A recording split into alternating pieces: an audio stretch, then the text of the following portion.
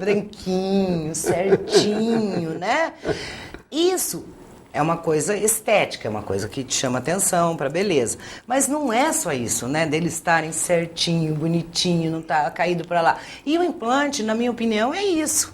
Exatamente. Você corrige também algumas coisas que estão erradas. Exatamente. Não é só corrigir a falha do dente. Exatamente. Então, existem muitas alternativas para as perdas dentárias, né? Uma das melhores alternativas que a literatura relata e comprova, né, são, em áreas onde se tem ausência dentárias, a instalação de implantes ósseo-integrados.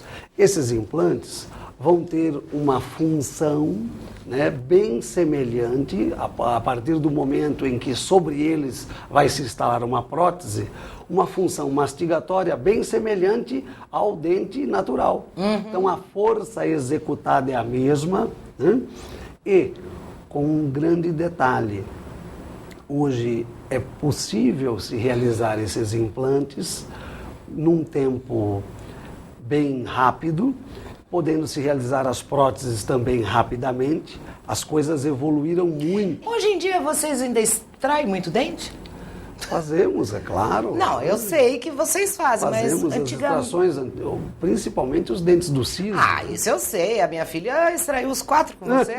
Os 4, gente, que não tinha nem apontado ainda por causa de negócio de aparelho, né? Sim. Mas foi feito na clínica, de uma vez só, com uma sedaçãozinha assim só, daquelas sem anestesia, porque ela é normal. Ela não me puxou, tudo normal, rapidíssimo, né? Isso. Recuperação excelente. Né? Porque assim, a gente fala, nossa, tirou os 4 sisos, ela nem de um. É. Claro que a extração dos 4 sisos é super tranquila desde que o profissional tenha habilidade para isto, né? E que a clínica esteja preparada para isto. Também nos 4 sisos acontece de termos adolescentes com medo, com receio, em que eu chamo o anestesista, ele faz sedação e nós retiramos os 4 sisos também. Então, a oportunidade de se chamar anestesista é para todos os casos. E hoje os 4 sisos se retiram porque é muito mais fácil. Você passa por um único procedimento cirúrgico, você vai comprar medicamento para tomar logo depois da cirurgia, uma única vez, você vai ter um único pós-operatório. Então, tudo é muito mais fácil. Se você ficar fazendo um por um, tudo repetido, 4 vezes. E as tecnologias hoje propiciam isso. Então, o tempo cirúrgico é muito mais rápido, o estresse é menor, o trauma é menor. Resolve tudo uma vez só. Exatamente. E libera o profissional também, gente. Esse negócio de ficar arrancando um por um aí já era, foi o tempo, né? Realmente. Não é? Realmente. Mas eu disse assim, vocês extraem muitos dentes, porque há um tempo atrás, aí já é mais antigamente, era assim, o dente deu problema, o povo tinha medo de fazer canal, que a coisa do momento era canal naquela época, mas a maioria tinha medo, então preferia ir lá, tomar uma anestesia e arrancar. Não era assim? Sim. Depois punha uma ponte fixa, ponte móvel, ponte não sei o quê, punha alguma coisa, né? Uma prótese. Né? Hoje em dia não se extrai, mas é mais os sisos, né? Ou o dente quando sofre um acidente, alguma coisa assim. Sim. Mas não é mais como era. Hoje em dia, o que mais se extrai são os sisos, geralmente eles não têm espaço para ficar no arco, né? E aí eles são extraídos. Agora, pode acontecer outras situações que requeiram a extração de outros dentes, né? Claro, isso tem que ser bem avaliado, né? Mas é natural se extrair dentes ainda.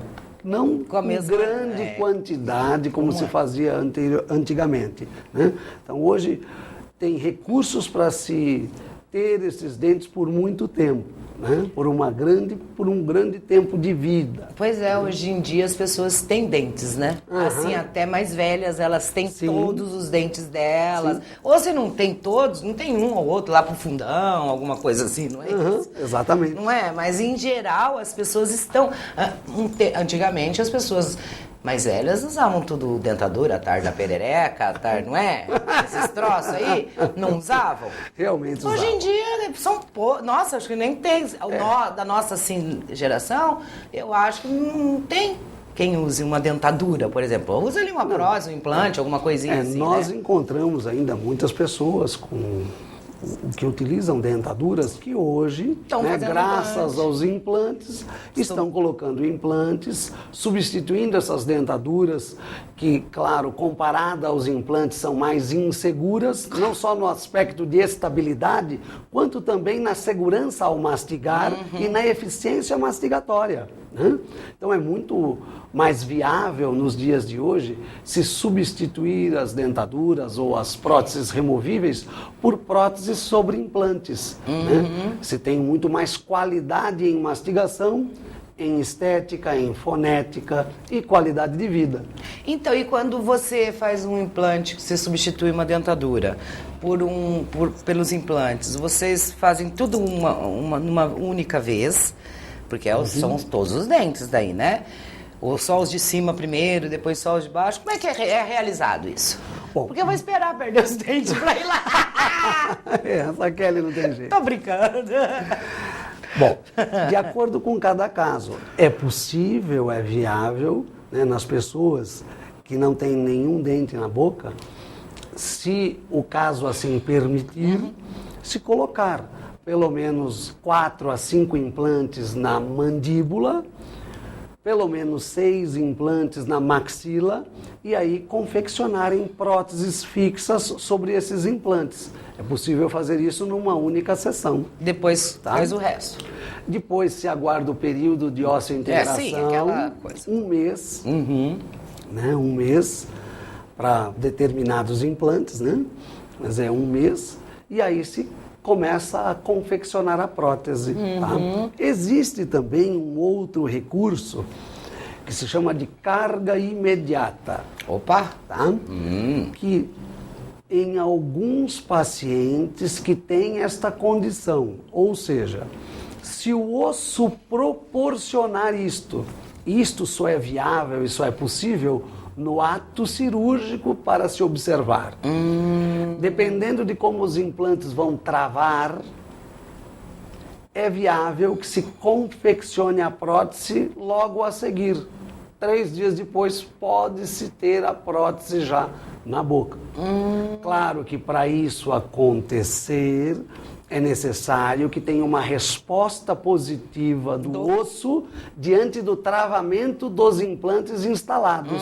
Entendi. Então, não são todas as pessoas Depende que têm. das pessoas, do organismo de cada pessoa. Se faz uma propaganda, às vezes equivocada, sobre carga imediata. Carga imediata é possível? É. Carga imediata dá certo? Dá. Desde que se contemple a estabilidade no travamento dos implantes. Carga imediata é para todo mundo? Não. E é que tá o engano da propaganda, não é? Exatamente. Aí tem que ver se corresponde a tudo isso que você falou, se trava os dentes, ou como é que é? Os implantes. Os implantes, para poder colocar as próteses, não é isso? Exatamente. E agora me diga uma coisa, eu vou lá fazer um implante, eu perdi meu dente aqui, tá? Eu vou lá fazer um implante. Nossa, perder esse dente aqui deve ser horrível. Eu já saio com a prótese? Não, ou demora. Vocês já têm tudo? Quem confecciona a prótese, tudo? Sim. É possível, de acordo com cada caso, se instalar próteses provisórias logo depois da instalação dos implantes. Mesmo sem aqueles 30 dias? Mesmo sem aqueles 30 dias, porque... claro que essa prótese não vai estar, né, sobreposta sobre esses implantes, travada sobre esses implantes. Não, ela vai estar quebrando um galho estético. Ela vai estar fazendo o que você falou. Quebrando. Porque pode acontecer um acidente, onde você cai de uma escada, você cai de um skate. Eu vejo esses adolescentes de skate roller e quebra o dente daqui, ó. Aí, gente, você não pode ficar nem um dia, nem 2 dias, nem meio dia, né? Sem o dentinho, né? É Então, isso que por isso que eu perguntei. É viável se fazer provisórios para aquele período, né? Para logo a seguir fazer os definitivos. Legal. Olha, o Edivaldo, eu acho assim que eu gosto muito de conversar. Sabe que a gente vai falar, implante, cirurgia ortognática, que papo chato. Mas com vocês é legal. Sabe por quê? Vocês explicam de uma maneira em que nós leigos, entendamos, sabe? Eu sou jornalista. Eu não sou maxilo, né? Você tem que me explicar de uma maneira que eu entenda. E para isso, as pessoas que estão em casa lá também entender. Por isso que eu gosto. E fica interessante, faz com que a gente deixe de ser o tal do ignorante. Porque o que é uma pessoa ignorante? É aquela que ignora as coisas. A partir do momento que você leva essa informação para as pessoas e as pessoas absorvem, como dá para absorver, elas deixam de ser ignorantes nesse sentido, né? E isso é uma colaboração para mim. Para mim e para vocês, né, gente? Aproveita. De graça, tá chegando aí de graça. Aí, vai pedir uma palestra, por exemplo, de alguém que entenda, ver quanto paga, não é? Não é verdade? Então as pessoas têm que aproveitar quando chega conhecimento pra gente, né? Mas faz parte, no meu entender, de uma obrigação profissional. Com certeza. Nossa, poder fazer os máximos de esclarecimentos para cada paciente no seu caso em questão. Né? E aqui você está fazendo para um monte de possíveis pacientes, né? Um monte de pessoas junto. Mas eu sei que faz parte, mas tem gente que não sabe falar de uma maneira leiga, uma maneira, sabe, mais coloquial, assim que nem a gente está conversando, para que as pessoas possam entender. Porque não adianta você chegar e vir me falar um monte de termos que vocês usam que eu não sei. Daí tem que ter aquela legenda. Mas, Edivaldo, eu queria que você passasse o telefone lá do CTB. As pessoas, às vezes, têm alguma curiosidade, alguma coisa, né, para esclarecer e a gente não falou, porque por causa de tempo, é televisão, né? Aí as pessoas ligam, conversam, marcam uma consulta, sei lá. Isto, para quem tiver interesse, nós estamos lá na Princesa Isabel 564. E o telefone é 3024-5646. É 3024-5646. Isso. E o número do prédio é? 564. 564, gente. É tudo na meio que igual, né? Princesa Isabel. Na rua Princesa Isabel, ali na Zona 4, né? Isto. Bem próximo ali a Curitiba, entre a Curitiba e a Rio Branco. Isso mesmo. Edivaldo, eu queria te agradecer. Edivaldo, eu não vou ficar te chamando de Edivaldo. Edivaldo, eu queria te agradecer muito você ter vindo aqui, que eu sei a corrida que é, porque ele é professor, né? Você atende lá no CTB, você atende aonde mais? Nossa, em um monte de lugar, né? Nós damos aulas na universidade. Vocês dão aula na UEM, vão lá naquele... Dou aula também, atualmente, na Uningá, né? E fora os hospitais que a gente atua.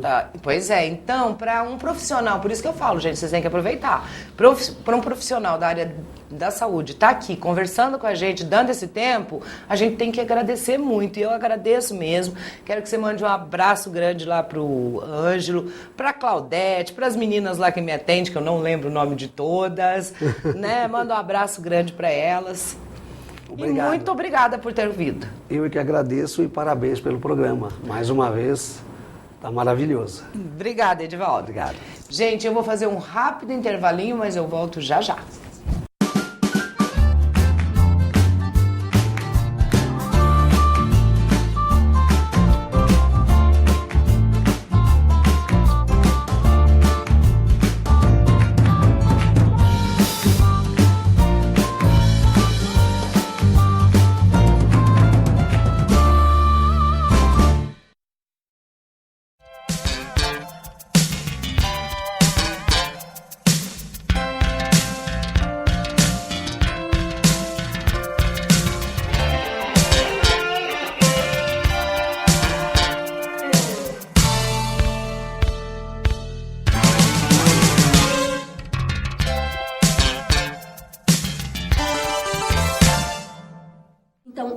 Tratamento, a terapia, ela vai fazer o quê? Ela vai direcionar um novo vínculo, uma nova forma das pessoas se relacionarem, das pessoas conversarem, das pessoas se exporem. Porque às vezes algum membro da família, por ser mais introspectivo, então não expõe, se fecha, né? Então gera uma dinâmica que não proporciona que ela participe. Então todos vêm e todos são convidados a falar.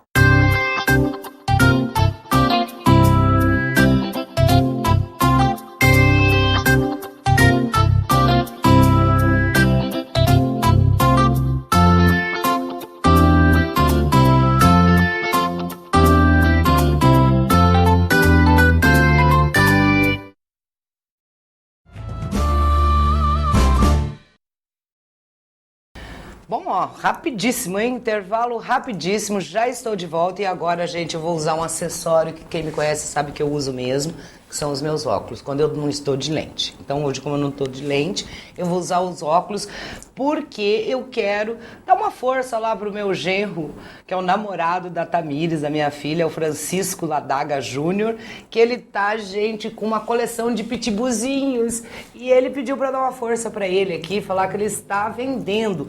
Ele tem lá 7 filhotes para venda. São 5 machos e 2 fêmeas. Os machos estão 550 e as fêmeas R$650. E eu queria passar o número de contato do Francisco lá. São lindos, são da raça Red Nose, sabe aqueles pitbull do narizinho vermelho, da carinha assim, com o narizinho mais para dentro, assim, né? Não é daquele tão esticadão. São uma gracinha, são muito fofo. E o telefone de contato do Francisco é 44, aqui de Maringá, né? O 9927-2247. Por isso que eu pus meu acessório aqui. E já estou aqui com a minha próxima entrevistada, que é a Vanessa Rosa, responsável pela minha sobrancelha, porque ela faz sobrancelhas fio a fio, ela é maquiadora e linda, uma mulher linda. Obrigada. Também, né? Boa noite. Boa noite, Kelly, tudo bom? Tudo bom, obrigada. Você, minha filha, olha, porque minha sobrancelha, gente, vocês não têm noção, estava horrorosa, toda falhada. Bonita. Ficou boa agora? Ficou ótimo, ficou sim. Ficou boa, eu tô perguntando. Escuta, como que é? Ele tem microblend? Microblending. Blend. O que quer dizer esse micro? É fio a fio? Isso. É assim, é uma técnica milenar japonesa que eles tatuavam pessoas. Aí hoje tá usando como micropigmentação mesmo facial, principalmente para sobrancelhas. Me fala uma coisa, essa sobrancelha que eu fiz, né? Essa micropigmentação. Vamos usar micropigmentação, que é o termo mais conhecido, né? E mais fácil de falar, né? Sim. Vamos falar a verdade. Esse negócio de ficar falando troço inglês aí não é comigo, não. Escuta, isso aqui que eu fiz, essa micropigmentação, ela sai, ela dura quanto tempo? Ela dói? Isso é com você. Depois eu vou dizer se ela tá mentindo ou não, hein, gente? É assim, ela tem uma durabilidade de, em média, 1 ano. Tem pessoas que duram mais, tem pessoas que duram menos, então a gente coloca uma média de 1 ano. Aí quando para quando ela some, o que acontece? Vai clareando gradativamente e aí com o tempo some totalmente, porque ela é feita na primeira camada da pele. Aí então ela não chega a ser tipo uma tatuagem mesmo? Não. E nem compensa, né? Porque aquela técnica definitiva de antigamente alterava muita cor. Pro avermelhado, pro azulado, pro esverdeado. Então... Mas alterava já na hora que fazia ou com o tempo, você disse? Com o tempo. Ah, entendi. Com o tempo. Porque... Você saía com a sobrancelha tipo marrom, dali uns anos você dava lá azul, verde, roxo, é isso? Sim, é isso. Misericórdia. Isso acontecia por quê?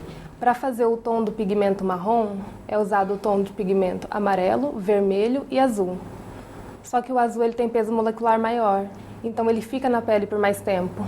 Enquanto o vermelho e o amarelo, ela sai com o tempo. E como esse é feito na terceira camada da pele, é o pigmento que sobra, é o azul. Então essa técnica já era. Melhor não fazer, não arriscar.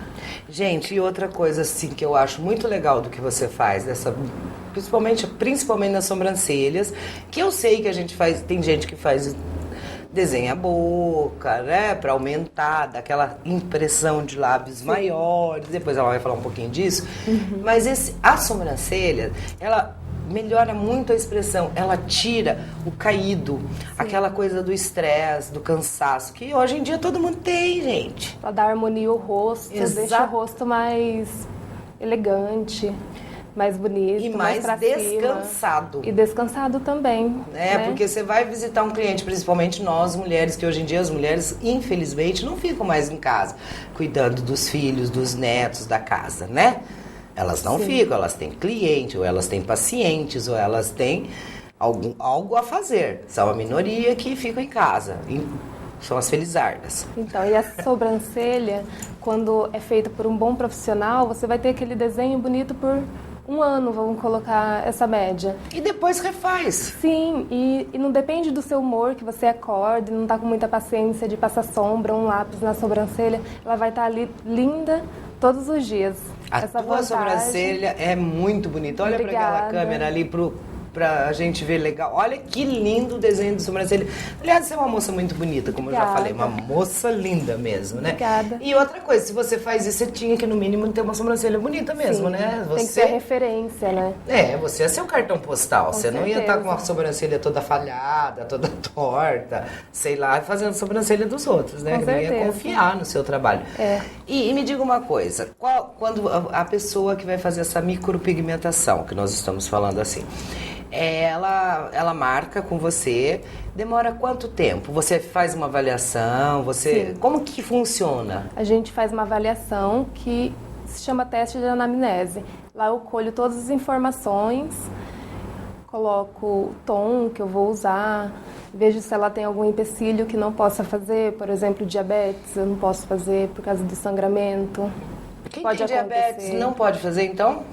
Não é aconselhável. Não é aconselhável. Mas daí você tem que pedir para ela levar uma autorização do endócrino dela. É isso? Isso mesmo. Nossa, que legal, não sabia. Gestantes também é a mesma situação. O médico tem que autorizar. Aí, a partir desse momento, a gente já pode fazer. Estando tudo ok, a gente faz. A média de tempo é 1h30 para fazer. Dói, Vanessa? Um pouquinho. Tem gente que sente mais, tem gente que sente menos. Só que assim... Eu senti menos. Lembra? Eu senti menos. Verdade. Eu não fui uma pessoa que senti muita dor. Ela é testemunha. A primeira camadinha que dói, né? Mas Sim, explica aí. É assim, como o anestésico ele vai funcionar principalmente com a pele aberta, então os primeiros risquinhos são feitos com a pele, né, ali intacta. Depois o anestésico é aplicado, a pele absorve e tranquilo, né? Depois é bem tranquilo. Depois a primeira... Como é que fala? Primeira sessão, não? Primeira... Como é que você fala? A primeira demão, vamos dizer assim. Isso, mas é um termo muito né? bom. A primeira demão que ela faz na sobrancelha, que é o risquinho que ela faz, a tatuagem que não é uma tatuagem, né? Então a gente não adianta ela passar anestésico, porque não vai pegar, a pele está fechada. Isso. Depois que ela faz os primeiros risquinhos, a pele já está aberta, aí ela passa. Aí ela vai fazendo outros risquinhos, ela vai fazendo, porque ele fica, parece que é 3D, parece que ele tem uma... Essa técnica, ela fica muito parecido com o pelo. Fica demais, é para camuflar mesmo. Então o tom, ele é definido a partir da cor do pelo da cliente. No seu caso, como você é bem loira, mas o pelo ainda é castanho, eu quero camuflar essa sobrancelha. Então o pelinho vai ser castanho, para dar mais volume. E é o certo, né? O que é? É a cor que é. Não interessa se eu sou loira, se eu sou clara e a sobrancelha é escura, eu vou fazer o quê? Eu nasci assim, né? Vou fazer o quê? Não adianta. Tem que manter. Daí eu pinto tudo de preto, então. Não. Não. É bonita. Não, eu também não gosto. Eu fico com cara de doente, já fiz isso uma vez. Sério? A cara de abatido, gente do céu. Não consigo imaginar. Não, eu fico muito horrível, não dá. É sua identidade. Não dá. Eu sou loira e vou continuar loira. Com esse sobrenome não podia ser morena também, né, Iguana, né? Então não dá. Eu não tenho nada contra, gosto, adoro, queria ter uma pele mais legal, mais escura, mais igual a sua, mas não tenho, então tenho que curtir e fazer com que fique melhor. Sim. Fazer sobrancelha, fazer um botox da vida, harmonizar o troço, não é? Não é desse jeito? Sim. E fora a sobrancelha, o Vanessa, a boca também desenha, né? Eu faço também a micropigmentação labial. É feito contorno, aí depois é feito um preenchimento para dar uma corzinha, não ficar aquele contraste de contorno e tom da boca natural. Então, após o contorno, faço um preenchimento de cor, tá? Não é preenchimento de volume. De volume, não, mas dá uma sensação que aumentou, né? Esteticamente, aparece uma boca maior, né? E as pessoas pedem muito preenchimento de boca? Então, esse preenchimento não é muito procurado por medo, né? Mas medo do quê? Dói muito? Não dá dor, porque antigamente fazia muito só o contorno, aquele tom muito vermelho. Ficava feio? Sim, ficava artificial, pesado. Agora não, é feito com tom natural da boca, um rosado, Mas para que se faz esse contorno? Esse Conta aí para contorno? nós. Leiga, a Esse gente faz por quê? contorno. Por exemplo, eu vou fazer o contorno cavaneço da minha boca. Por quê? Por quê? Às vezes seu contorno não é muito definido. Aí a gente já começa por aí, dá pra fazer um contorno desenhadinho. Tá? E cor, tem gente que tem a boca mais esbranquiçada e não tá feliz com isso. Então dá pra jogar um rosinha, fica um tom bem natural. Então, Parece da boca mesmo. Daí se a pessoa não quiser ficar passando batom também, ela só passa um Também. brilhozinho se ela tem uma boca branca. E Tem já pessoa- realça esse Já tomzinho. realça. Ah, Fica agora lindo. entendi. E aquela, eu só vou perguntar, eu tenho quase certeza que você não faz. É aquela maquiagem definitiva de olho, você faz? Nos olhos? Nos olhos. Eu faço, mas não é minha especialização. Mas você faz. Eu faço. E você vai se especializar nisso quando? Acredito que ano que vem. É isso aí, né? Ah, gente, eu faço, mas não é minha especialização. Então vai se especializar, menina. Sim. Não é, porque eu acho assim. É que assim, eu sou muito fiel ao que eu gosto. Então, sobrancelha pra mim é muito mais importante do que esse delineado nos olhos. E eu vou te falar uma coisa, pode ser o que Às você vezes, gosta, mas é um conjunto. É um conjunto. É um Sim, mas conjunto. muitas vezes mulheres vão procurar E já queriam esse fazer tudo, né? delineado nos olhos, achando que é isso que tá faltando nelas. Quando eu passo uma sombra na sobrancelha, às vezes não, é minha sobrancelha mesmo que tá me fazendo falta. Não, mas se você já imaginou, você chega lá no seu ateliê, Vanessa. Olha o ateliê dela, é lindo, gente. É uma gracinha, Obrigada. é confortável, é clean. É de extremo bom gosto. Adorei. Eu já te falei Obrigada. isso lá no Sim, dia. falou. Mas vou falar isso pra todo mundo saber também. Mas Obrigada, tá uma delícia mesmo. ficou muito bom mesmo. Já tem café? Já. É, porque aquele dia ela tinha mudado, acho que naquela semana que eu fui, Sim. ela não tinha café ainda. Eu falei, Vanessa, vai ficar perfeito, porque eu sou viciada em café, hein, gente? Pra ficar perfeito só falta o café. Agora, então, tá Agora perfeito. já tem café, tá perfeito. Tá perfeito. Então, eu acho assim, a pessoa vai lá no seu ateliê, se você faz o contorno dos olhos, você faz a sobrancelha, o contorno dos olhos e a boca. Se a pessoa encarar, eu faço. Ó, que eu encaro. Você me conhece? Vamos ver. Não, agora não, mas pra... Eu já gravei aqui com os olhos muito inchados, agora eu não quero né? ficar com a boca desse tamanho. É isso mesmo, acontece. Acontece? Incha. Incha, a boca incha bastante. Mas a sobrancelha, nos dias, incha sobrancelha. também, incha. Sim, mas não altera tanto, né? Não sei. Tem pessoas que incham Então, eu fui bem fazer menos, o não é o caso retoque que é uma... aquele dia. incha Inchou muito. mais do que da primeira vez. Aí, eu não sei por quê. Mas pode Sim. ser, sei lá. É bem subjetivo, né? De cada A gente pele vai saber mesmo. também. Às vezes a gente está com mais retenção de líquido naquele período, naquela Pode época. ser. Que você fez. Vai ter um monte de fator. Também não interessa. Interessa que murcha, né? E passa. primeiro, né? É um Fica bom. procedimento a longo prazo. Então, É. todo procedimento a longo prazo, primeiro fica um pouquinho estranho, para depois ficar bem bonito. Até uma cirurgia plástica, né? A Sim. pessoa acaba de fazer lá um lift, não sei o quê, nem pode se olhar no espelho. Ela tá toda inchada, toda horrorosa, cheia de batom, cheia de coisa. Né? Ela fala, meu Deus, por que eu fiz pra melhorar? Eu fiquei um monstro. Não, ela vai ficar bem, não é? É a mesma coisa, a sobrancelha, os lábios que você Os falou que lábios incha. ficam bem inchadinhos, a sobrancelha fica um tom um pouco escuro. Queria até falar disso, depois que faz o procedimento, esse tom ele pode perder até 40%. Então fica bem mais natural do que Só realmente nos primeiros precisa dias ver. vai desbotando, né? Isso. Após 3 dias começa a sair uma casquinha bem fininha. Isso que eu porque ia falar, muito fala como é que é o interessante. pós. Isso. Pós-sobrancelha. Após micropigmentação, eu indico muita hidratação.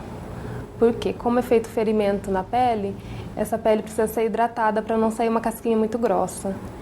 Porque quando sai uma casquinha muito grossa, sai o pigmento junto. Então é trabalho perdido. Entendi. Eu sempre falo assim, do 100%, 30% é mão de obra do profissional, 30% material e 30% do cliente. Tem que cuidar bem. Porque senão, se um dos lados falhar, e gente, aí vai... Sim, é um tripé, né? É um tripé, exatamente.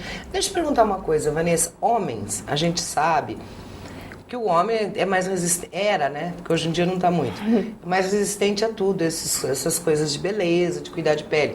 Mas eu já vi muitas sobrancelhas de homem muito feia. muito falhada, muito feias mesmo. Homem procura você também? Procura. Bastante. Eu já fiz tá começando. É que assim, essa área da estética e essa técnica microblend, ela atende mais as mulheres, porque é a mulher que corre atrás. E como é uma técnica revolucionária, eles não estão conhecendo muito. As mulheres que correm atrás, nada. Eu vou contar para os homens, gente, vocês já olharam essa sobrancelha? Para aí agora o que você está fazendo, dá uma olhadinha na sua sobrancelha. Às vezes, você nem precisa fazer uma micropigmentação. Às vezes, você tirar um pelo que está fora de alinhamento. É isso não vai deixar você ser menos macho, menos homem, não. Vai deixar você mais bonito. Vai deixar você com uma cara, com um rosto melhor para trabalhar, para atender as pessoas. Uma boa alinhada, né? Você vai ficar mais, tipo, como mais a barba. limpo. É como a barba, vai ficar mais limpo, né? Então, dá uma olhada. Os homens têm que entender que eles podem fazer essas coisas também, né?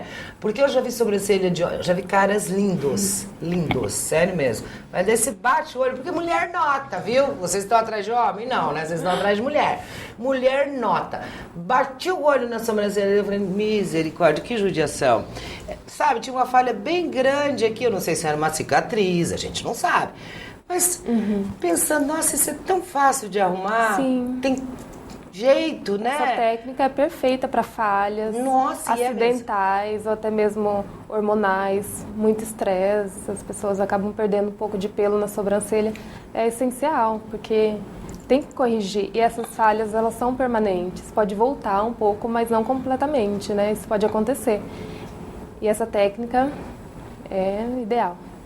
Olha, Vanessa, eu estou super satisfeita com a minha micropigmentação, sabe? Se precisar daqui um ano, vou fazer de novo, óbvio, porque eu adorei. É uma coisa que acabou, aquele negócio de passar lápis na sobrancelha, contornar, não existe mais isso na minha vida.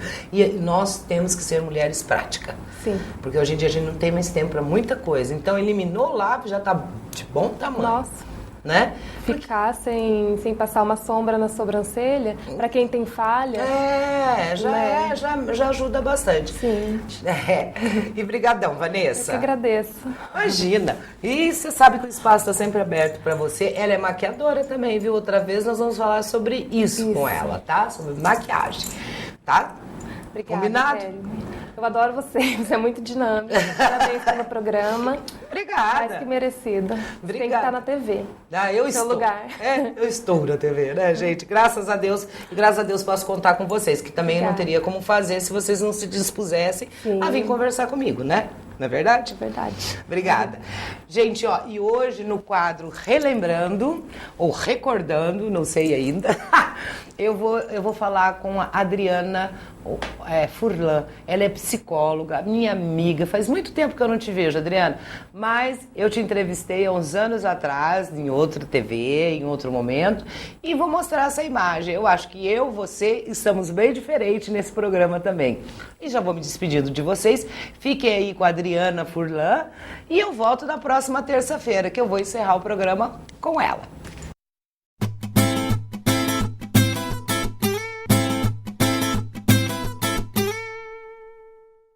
Olá, estamos começando mais um programa Enfoque Saúde e hoje assim eu tenho uma convidada muito especial e vai falar de um assunto que eu acho que interessa para todo mundo, que é sobre terapia familiar. Você sabe o que é? Você sabe por que você faz terapia familiar? Bom, a psicóloga, a psicopedagoga, enfim, um monte de coisa que ela vai falar o que é mais, que eu esqueci, é a multimulher Adriana Ozelame Porco. Furlan Porco. Eu sempre escrevo Furlan, não sei por quê. Tá aqui, vai explicar direitinho pra gente. Oi, Adriana. Oi, Kelly. Então vamos lá. Olá a todos os telespectadores. Também, né? Também. E vamos explicar direitinho como funciona a terapia familiar. Por quê? Como é que é indicado? Como é que as pessoas, recebe essa indicação? Olha, vocês têm que fazer uma terapia familiar, ou o teu filho, como é que acontece isso? Você é a pessoa ideal para falar isso, porque além de fazer terapia familiar, você faz o que mais? É bom, vou falar das minhas especialidades. Isso, essa é um monte. Não, nem tanto. Sou graduada já há 14 anos e tenho especialização em terapia familiar, psicopedagogia e agora estou mestrando, né? Sou mestranda em educação. Mas em terapia familiar eu já estou trabalhando em torno de 10 anos e você me perguntou, Kelly, qual é a recomendação, por que as pessoas procuram ou como que se chega à terapia familiar? Via de regra, Kelly, ainda as pessoas não procuram a terapia familiar. Geralmente vem-se com um problema ou de uma criança ou de um adolescente que estão passando por probleminhas ou de aprendizagem ou de conduta. Não tem um bom relacionamento interpessoal. E, não, por exemplo, também não pode ser com um dos pais ou com o relacionamento dos pais, que daí envolva a família? Com certeza. Também? Então, ou uma criança que tenha alguns problemas ou de ordem cognitiva ou de comportamento, mas também pode ser um problema entre relacionamento de pai e filho, por exemplo, ou de mãe e filho, ou propriamente conjugal, e que esteja refletindo, triangulando com o filho. Porque muitas vezes, Kelly, acontece dos pais terem má resoluções dentro do casamento, da esfera conjugal mesmo, e acabando pegando um dos filhos para desviar esse conflito. Então, o que acontece muito? Por exemplo, filhos de 10 anos dormindo na cama entre pai e mãe. Nunca vi um troço desse. Aí vem pra terapia, olha, nós estamos com um problema, nosso filho está com um apego muito grande, ainda dorme conosco, se nós dissemos que vamos tirar essa criança de dormir conosco, ela faz xixi ou ela entra em crise. Então aí nós vamos sondar. Num caso como esse, se tem uma queixa como essa, via de regra é feita uma avaliação dessa criança, para ver o que está acontecendo. Mas também é feita uma consulta com os pais. Então, a priori, supõe-se que o problema está com a criança. Esta é a queixa que os pais trazem. Meu filho é muito apegado, meu filho é... A priori, antes da avaliação, o problema é da criança, para os pais. Isso. Aí depois da avaliação que vai chegar à conclusão que o problema não é só da criança. Perfeito. Né? Que os pais são envolvidos nesse problema. Perfeito. Nós chamamos uma triangulação. Daí tem que tratar todo mundo. Aí tem que tratar todo mundo.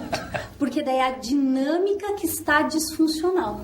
Então é preciso ver o que faz essa mãe concordar, o que faz esse pai concordar, ou qual não concorda, o porquê não concorda, quais são os estímulos reforçadores para essa criança continuar na cama com os pais. Se é um problema da criança, medos, se ela tem enurese noturna, se algum outro problema que apareça, ou se é um dos cônjuges que está promovendo que essa criança permaneça na cama para desviar um outro conflito que possa existir. O que é clássico? Quando a família ela aparece com uma disfunção, né, na ordem do desenvolvimento dela ou do entendimento entre os membros, essa família encontra-se doente, sim. Então, o tratamento, a terapia, ela vai fazer o quê? Ela vai direcionar um novo vínculo, uma nova forma das pessoas se relacionarem, das pessoas conversarem, das pessoas se exporem. Porque às vezes algum membro da família, por ser mais introspectivo, então não expõe, se fecha, né? Então gera uma dinâmica que não proporciona que ela participe. Então, todos vêm e todos são convidados a falar. É claro que respeitando essas diferenças, respeitando o desejo de expor-se ou não. E quando um membro da família é meio revoltado da vida, assim, e não quer ir, fala, eu não vou, isso é coisa de gente louca, porque tem muita gente que pensa assim, você vai fazer terapia, não sou louco, não sou louco. E daí, como é que rola? Daí não rola terapia familiar porque falta um membro? Não é porque essa pessoa não quero saber, porque não adianta dar uma de louco não, que a terapia vai rolar do mesmo jeito, né? Com certeza, é importante você falar assim, até porque esse membro, né, esse indivíduo que está se colocando dessa forma tão resistente... É que tá mais doente. Talvez não, talvez... Pra mim já internado. Nós nunca temos uma regra específica para rotular os comportamentos. Lógico que não, né? Tô brincando. Mas às vezes, inclusive, a forma desse indivíduo se pronunciar é para boicotar que não haja melhora, que não haja mudanças. Porque pode ser que essa dinâmica seja favorável à pessoa. A ele, né? Aquela pessoa que não quer que a coisa aconteça. Não, a terapia funciona. Essa pessoa não quer participar, não tem importância. O restante da família participa. Se esse indivíduo quiser participar individualmente, vai ser convidado ele virá. Mas se não quiser vir com a família, não tem problema. Ah, então acontece de qualquer jeito. Não, porque sabe que eu estava preocupada na hora que você falou, toda a família tem que participar. Eu falei, nossa, se tiver um maluco lá, uma maluca, sei lá, eu não vou. Né? Mas há como. Daí, com a dinâmica do restante da família, acontece isso, Adriana. Daí, mais pra frente, aquele rebelde, aquela pessoa que não queria ir, começar a ir porque mudou o comportamento da família em relação a ele, em relação às regras, ou sei lá, tudo que tem que ser mudado. Acontece daí dele querer, ou dele ir, não tão à vontade, mas ir para ver o que é aquilo. Sim. A partir do momento em que a família ou as pessoas da família que se comprometem a fazer a terapia familiar vão se desenvolvendo, e tem uma particularidade na abordagem sistêmica, que é uma das que trabalham com a terapia familiar, é dado tarefas para que as pessoas façam em casa. Tarefa de que tipo, Adriana? Que tipo de tarefa que vamos fazer? Tarefas comportamentais. Então, por exemplo, convidado o casal a retirar um dia da semana para saírem juntos, sem os filhos. Gostei dessa tarefa. Boa, vou fazer terapia familiar. Aliás, essa deveria ser uma tarefa para todos os casais. Não deveria ser tarefa, né? Deveria ser um prazer, uma obrigatoriedade. Ou então uma tarefa de reagrupar, de refazer as regras que existem em casa, discuti-las. De sair da frente da televisão e conversar mais. Isso. Aí o que acontece então com essas tarefinhas que são dadas para as pessoas que estão participando lá em casa? Essa pessoa que se recusou a participar da terapia, de qualquer forma, vai estar participando dessas mudanças. Então, essas mudanças promoverão, essas mudanças de atitude, de comportamento, promoverão uma nova interação entre os membros da família. E automaticamente esse membro que não quer participar, está incluído. Ele está incluso. Porque é a dinâmica familiar que está sendo modificada. Então, pode ser que ele nunca queira aparecer no consultório, nem para ver a cara da pessoa que está fazendo tudo isso com a sua família. Mas pode ser que sim. Né? Então, nós não devemos lidar com uma regra específica. Para se fazer terapia familiar, tem que ser assim, assim, assim. Todos participam? Se um não participa, ninguém vai. Não existe isso. Porque toda família tem um molde em particular. E todos os moldes devem ser respeitados e trabalhados em cima deles. E outra coisa que eu acho importante é que se está acontecendo algum problema com um dos membros da família... Não, porque tem gente que fala assim, não vai psicóloga, não vai psiquiatra. Eu acho que tem que se pedir ajuda, assim. Eu acho que tem que pedir ajuda a uma pessoa que estudou, que é capacitada, não é para qualquer um, pro vizinho, pro amigo, que eles não vão saber te ajudar, por mais bem intencionados que estejam. Sim. Eu acho muito importante isso, da pessoa, ou do membro da família, ou uma mãe, um pai, porque a criança nunca vai ver isso, ou o adolescente, chegar e ver aquela criança tá com problema, o meu relacionamento tá com problema, a nossa vida familiar está esquisita, e ir procurar ajuda. Porque isso, longe de pensar que tem muita gente que pensa que é coisa de gente louca, não é. Não é coisa de gente louca, é coisa da vida moderna. Porque hoje em dia a gente não conversa mais, a gente não tem tempo mais de dialogar, de nem conversar com o vizinho, não sabe nem quem é teu vizinho, você não sabe mais nada. Então fica complicado dentro de casa também. Mãe trabalha, pai trabalha, todo mundo trabalha. Então nada melhor que um profissional da tua área, que é especializado nisso, também não pode ir em qualquer lugar, né? Especializado para estar ajudando a resolver, né, Adriana? Não é importante essa visão da família também? Para chegar até vocês. Sim, principalmente porque o molde da família está se modificando, né? Eu fico feliz que as pessoas estão se abrindo, estão entendendo que se faz necessário, quando um problema aparece, buscar um profissional. E o que você disse é muito correto. Realmente as pessoas são muito bem intencionadas, né? A família extensa, os avós, os tios, os padrinhos, propriamente os amigos, via de regra, são pessoas muito comprometidas, pessoas muito bem intencionadas. Mas tem um ditadozinho que eu uso muito quando eu vou dar palestra, que errar é humano. E persistir no erro, as pessoas dizem que é burrice. E não é. É estar envolvido com o problema. Então, se a avó, se a tia, se o amigo também estão envolvidos com o problema... Não tem como ajudar? Estão, porque afetivamente existe um vínculo. Então, muitas vezes, as recomendações, os conselhos, nem sempre são muito assertivos. Então, daí a necessidade de buscar-se um profissional. Bom, então eu acho assim que a Adriana explicou, colocou muito bem sobre isso. Se tua família tá aí, ó, está achando que tem alguma coisinha errada, procure um profissional da área da terapia familiar. Nossa, me fugiu o termo. Da terapia familiar e arrume aí tua família. Adriana, muito obrigada por você ter vindo. Obrigada por ter dado esse esclarecimento e já sabe, né? O programa é nosso. Obrigada, agradeço a você e a todos os telespectadores e desejando que todos busquem dialogar e busquem estar comprometidos com a felicidade coletiva da família. Obrigada.